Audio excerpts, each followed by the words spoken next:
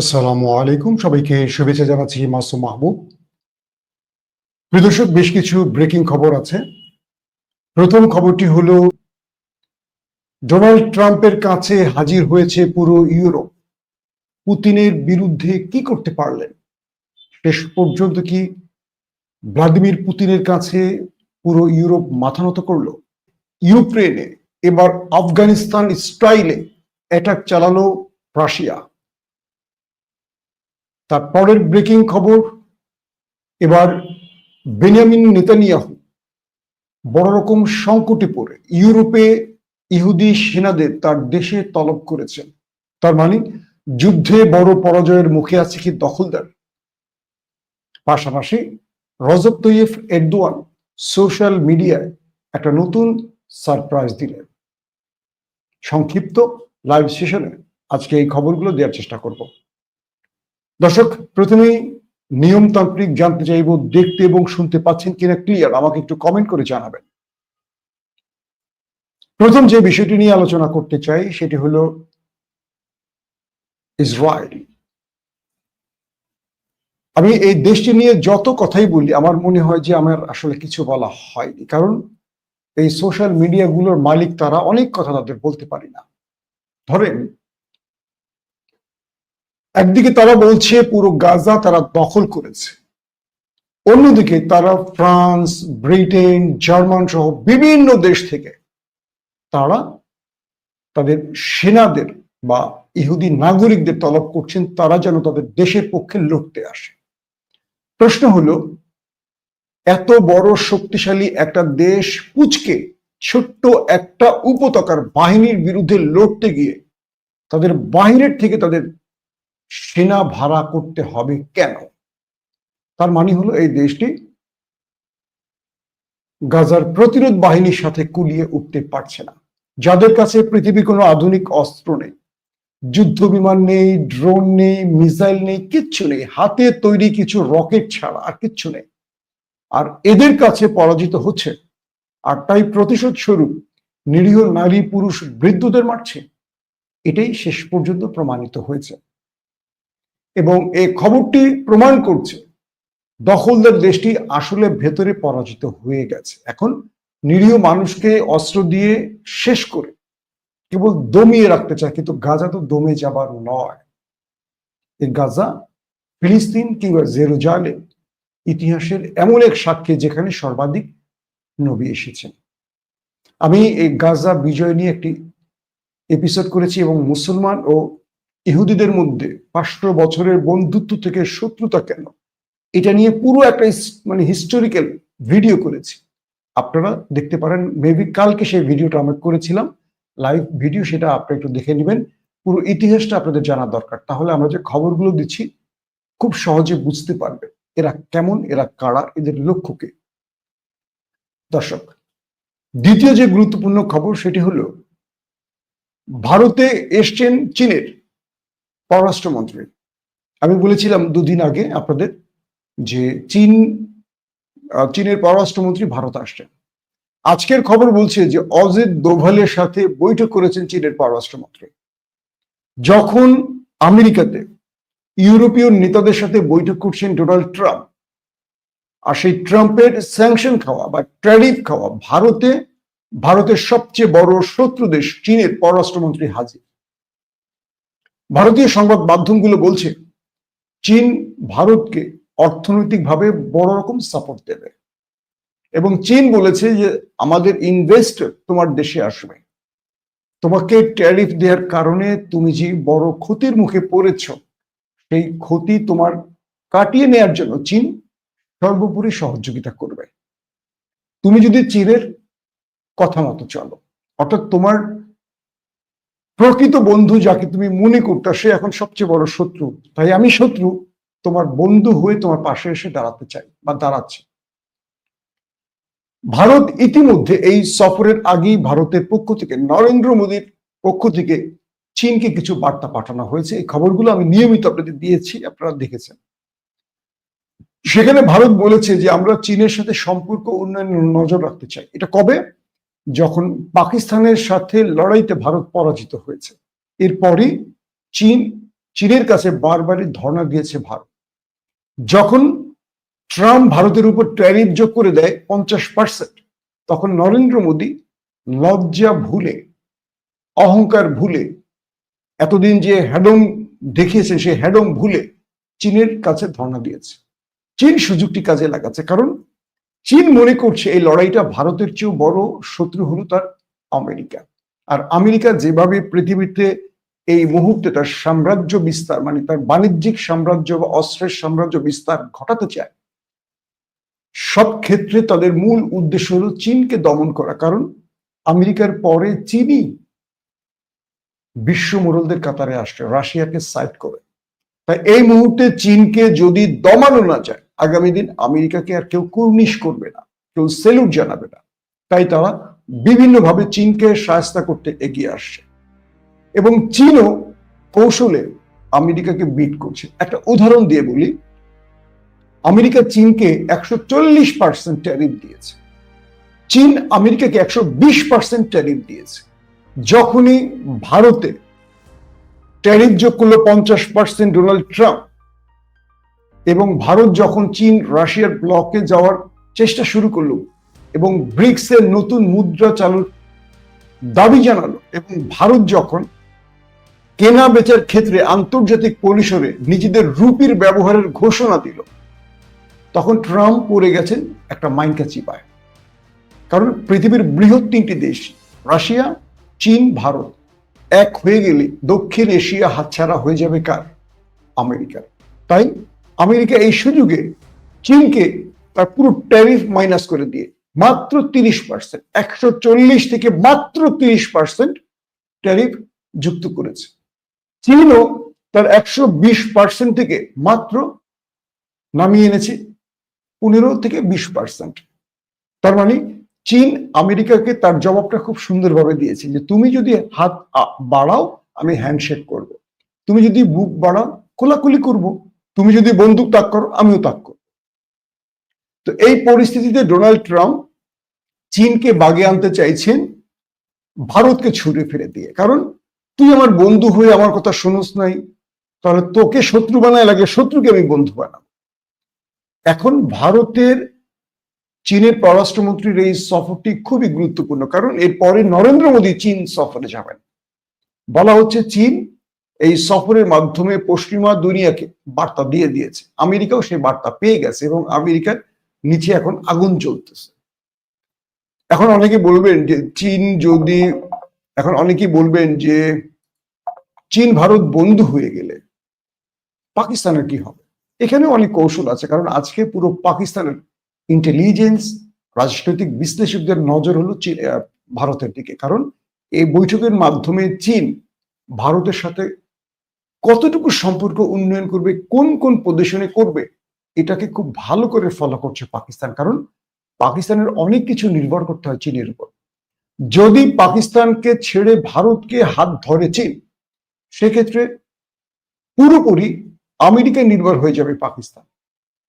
এখানেও একটা কৌশল আছে। আবার চীন পাকিস্তানকে ছাড়বে না তার দীর্ঘদিনের পরীক্ষিত বন্ধু বলে, কারণ ভারত পেছন থেকে আবার বিশ্বাসঘাতকতা করবে, তখন পাকিস্তান চীনকে আর হাত বাড়াবে না। তো এখানেও অনেক রকম হিসেব নিকেশ আছে।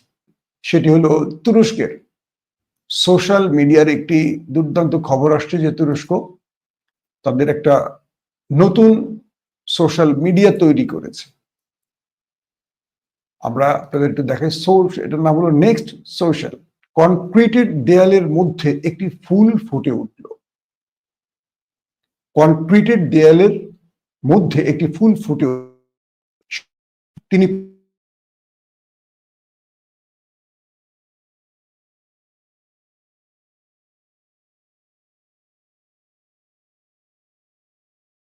রকেট ইমোজি, পৃথিবী এবং রকেটের ইমোজি দিয়েছে। তুরস্কের পররাষ্ট্রমন্ত্রী হাকান ফিদানও এতে যোগ দিয়েছেন। তিনি প্ল্যাটফর্মে নিজের প্রথম পোস্টে প্রেসিডেন্ট রিসেপ তাইয়েপ এরদোয়ানের উদ্বোধনী বার্তা শেয়ার করেছে। উন্মোচনের পর অল্প সময় নেক্সট সোশ্যাল ব্যাপক সাড়া ফেলেছে। ইতিমধ্যে এটি 1 মিলিয়নের বেশি ব্যবহারকারী অর্জন করেছে এবং অ্যাপ স্টোরে সোশ্যাল নেটওয়ার্ক বিভাগে শীর্ষ হয়ে উঠেছে। অর্থাৎ এটা উদ্বোধনের সঙ্গে সঙ্গে 1 মিলিয়ন ইনস্টল হয়ে গেছে এবং বলছে যে এটা সোশ্যাল মিডিয়ার নেটওয়ার্কে ইতিমধ্যে শীর্ষে রয়েছে। প্ল্যাটফর্মে এখানে টেক্সট, ছবি, ভিডিও ও পোল শেয়ার করার সুবিধা রয়েছে। One kind of Facebook.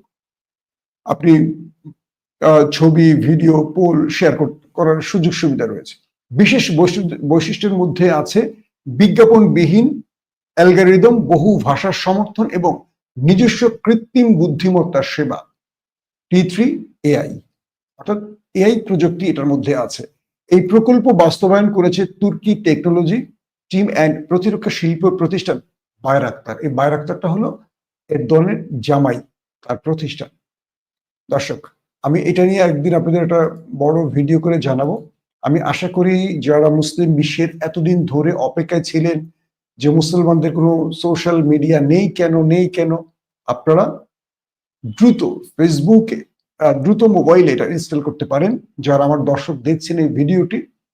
এবং আমাদের যে কথাগুলো বলতে পারিনি বা যে কথাগুলো বলার জন্য আমাদের চ্যানেল রেজিস্ট্রেশন হয়ে যায়, আমাদের চ্যানেল গায়েব হয়ে যায়, হারিয়ে যায়, হয়তো এটা আর হবে না আগামী দিনে। আর ঠিক এই চ্যালেঞ্জটাই হয়তো তুরস্ক গ্রহণ করেছে, কারণ মুসলমানদের সোশ্যাল মিডিয়া একটিও নেই। এবার তুরস্ক সেটা শুরু করেছে। আমি বিশ্বাস করি একদিনই এটা যদি 1 মিলিয়ন হতে পারে, আগামী দিনগুলোতে এটার জনপ্রিয়তা অনেক তুঙ্গে উঠবে। মনে রাখবেন, পৃথিবীতে 200 থেকে 250 কোটি মুসলমান আছে। শুধু মুসলমানদের ধরলে এটা 200 কোটির মধ্যে যদি আপনি 1 কোটি ধরেন, কিন্তু সবাই এটাতে আসবে। এটা শুধু মুসলমান না, ফেসবুক তো শুধু খ্রিস্টান ইহুদি না, সবাই ব্যবহার করে, এরকমই একটা কিছু হবে। সো আমাদের মনে হয় প্রত্যেকেরই এই নেক্সট সোশিয়াল এটাকে ইনস্টল করা উচিত এবং এখান থেকে আমাদের প্রতিবাদের ভাষাগুলোকে জোরদার করা উচিত। দর্শক, ছবিটা স্ক্রিন শেয়ার থেকে তো ডোনাল্ড ট্রাম্প এই সুযোগটা কাজে লাগালেন। তিনি ইউরোপীয় নেতাদের চেপে ধরলেন, বললেন যে ইউক্রেনে যখন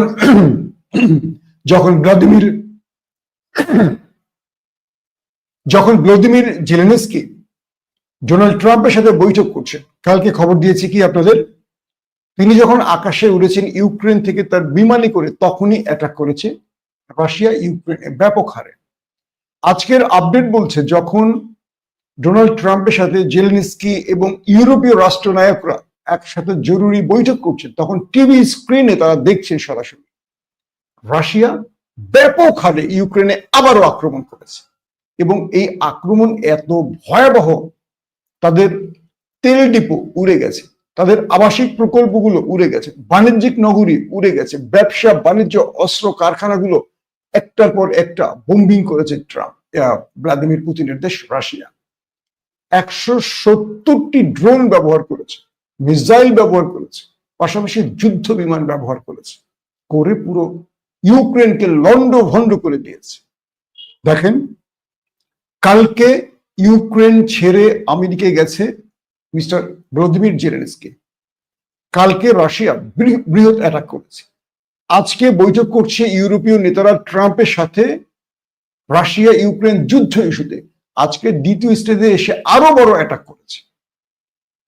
ঠিক দৃশ্যটা দেখে মনে হচ্ছে তালেবানদের অ্যাটাক। আপনাদের মনে আছে যখন তালেবানদের সাথে আমেরিকা বৈঠক করছে, নেগোসিয়েশন করছে দোহাতে বসে, মনে আছে আপনাদের? তালেবান নেতারা, মোল্লা, কি নাম ভুলে গেলাম, মোল্লা ওমর তো না, বেশ কজন সিনিয়র নেতা, তারা বৈঠক করছেন দোহাতে।